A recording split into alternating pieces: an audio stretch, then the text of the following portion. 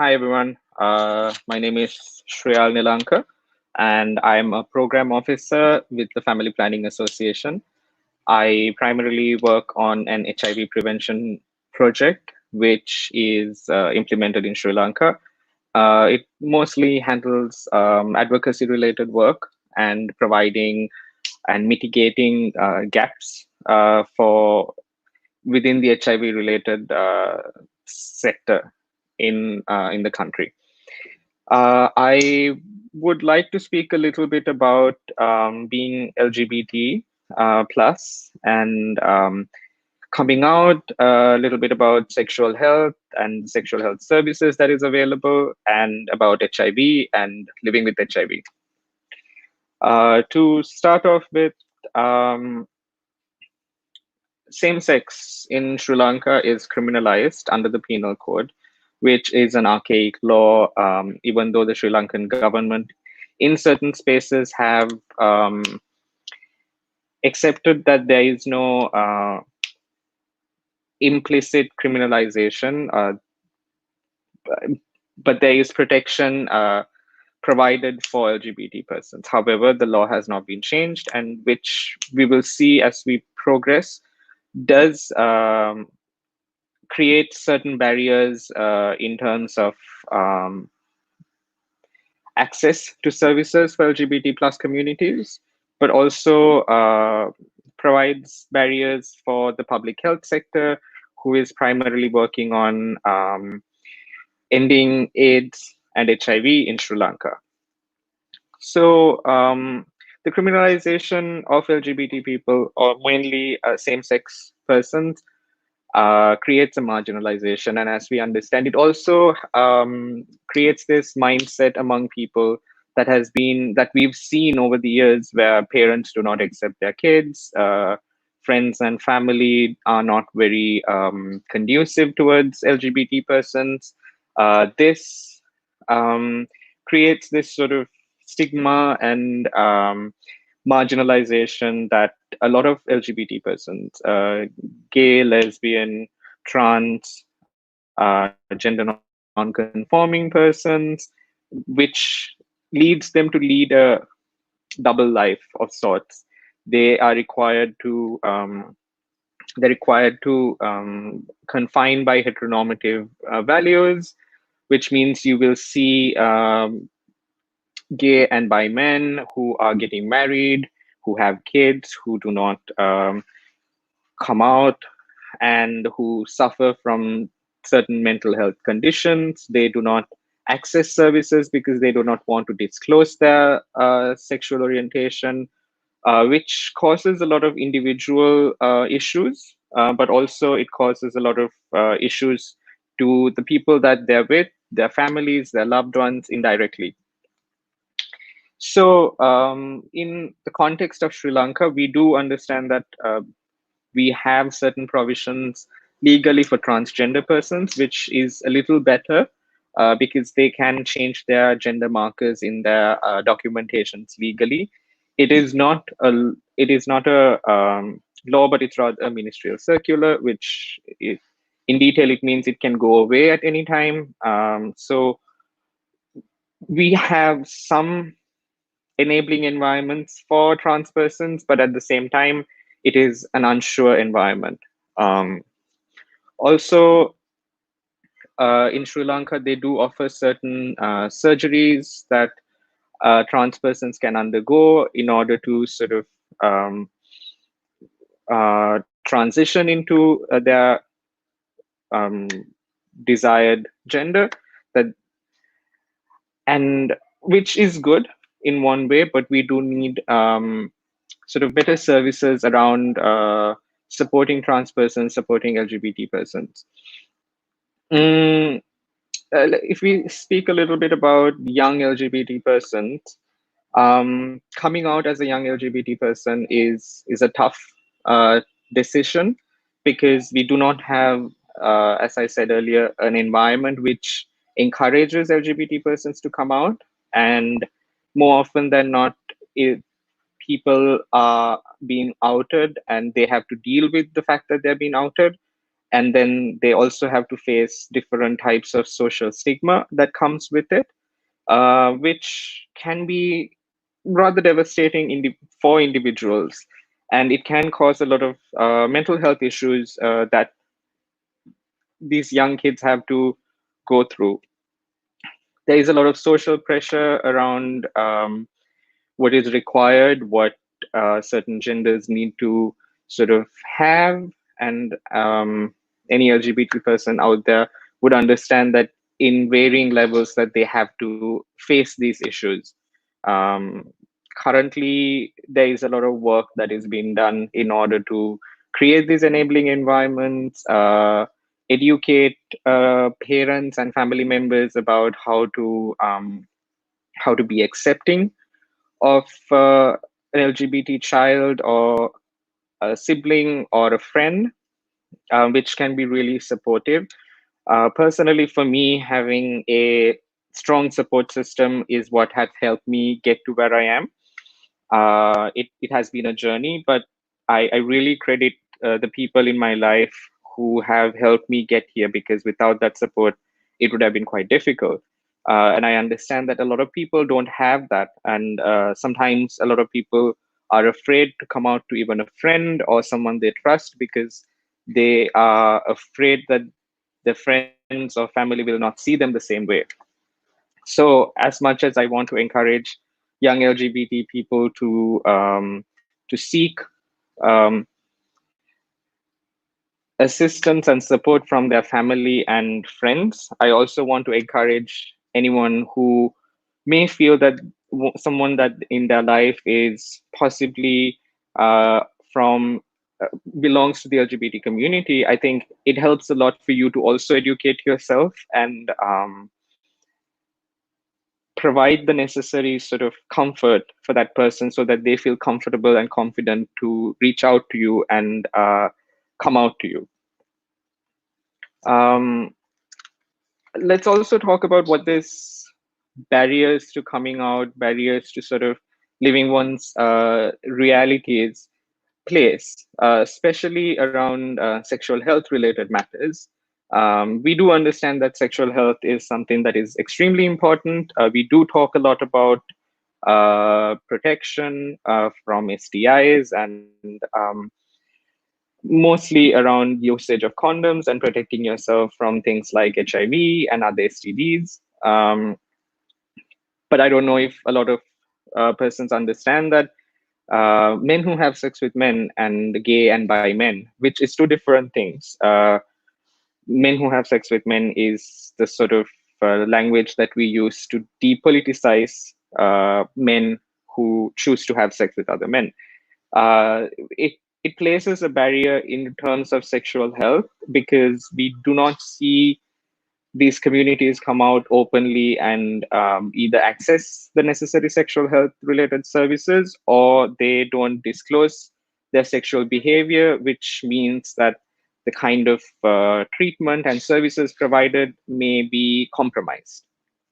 Mm, and a little bit on sort of the communities most vulnerable for HIV, we see that these men who have sex with men communities, as well as transgender women communities, are at a higher risk of contracting HIV. So, as you can understand, having certain laws in place that are not providing a safe environment for people to access healthcare services can be a huge barrier for us to reach the kind of goals that we want for our country, and to keep everyone safe. Um, because if you feel like your actions are being criminalized, if you feel like your existence is criminalized, it is very rare that people would disclose that and access healthcare services.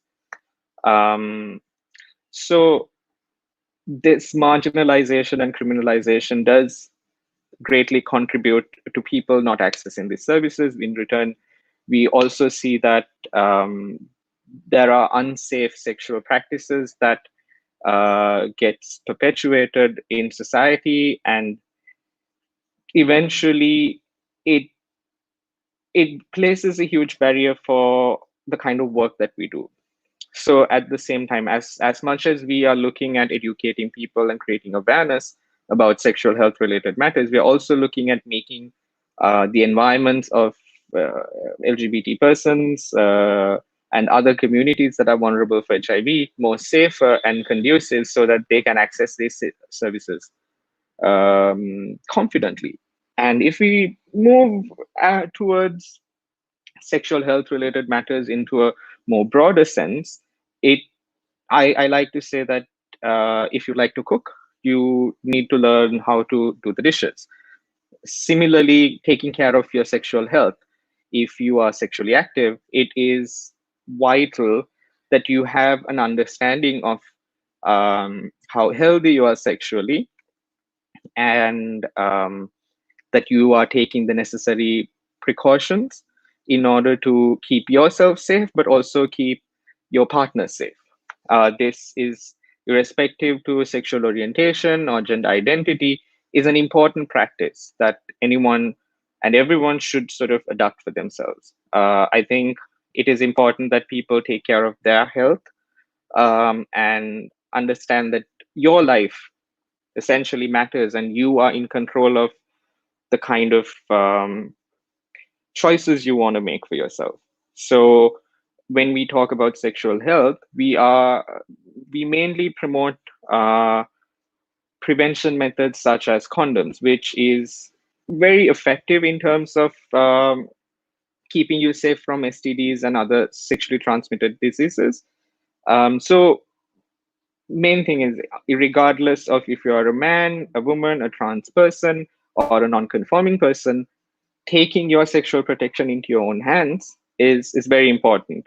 And during these times, if you feel that you shouldn't be ashamed to purchase a condom, or uh, make sure that if you are someone who is having anal sex, purchasing lubricants and condoms are an important aspect, because we understand that certain sexual acts have a greater risk of putting you in situations that where you may be your health may be compromised.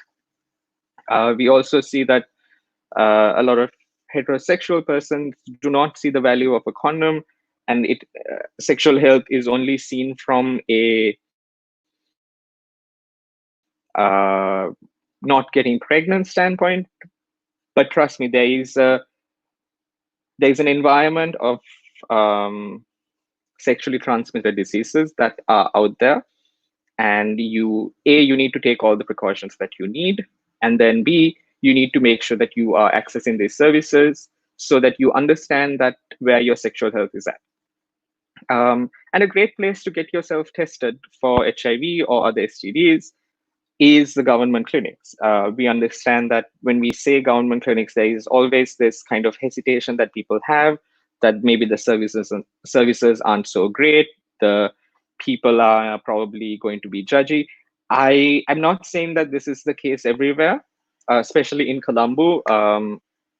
There are great STI clinics, and then the doctors are very sort of understanding. They are really friendly, but in certain occasions, yeah, you may find certain sort of stigma and sort of differentiated treatment. But I think as people of this society, it is an opportunity for us to provide feedback on those services and make those services better for everyone else who's coming after us. As much as accessing sexual health services in Sri Lanka is great, we also need to contribute ourselves back to provide feedback for this kind of services that we are getting. And one more thing that is great about the the government STI clinics is that all services are free of charge, which means all your testing is free of charge, all your treatment is free of charge. And if you are someone who finds out that you are living with HIV, your treatment for the rest of your life in Sri Lanka, as well as other kind of tests and treatments, are free of charge, which is a great initiative to provide for people who otherwise would not be able to access these services. And kudos to Sri Lankan government for having done that for a very long time now and kept a lot of people safe and healthy.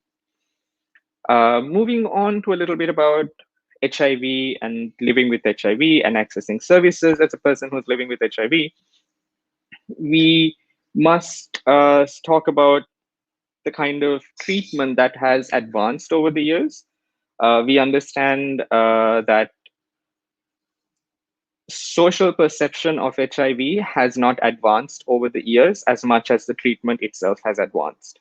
We understand with decades of research that a person living with HIV who adheres to their medication, who takes it as prescribed, who understands that they have a undetectable level of viral load, cannot transmit it sexually to another person, which is a great progress, and it has helped destigmatize HIV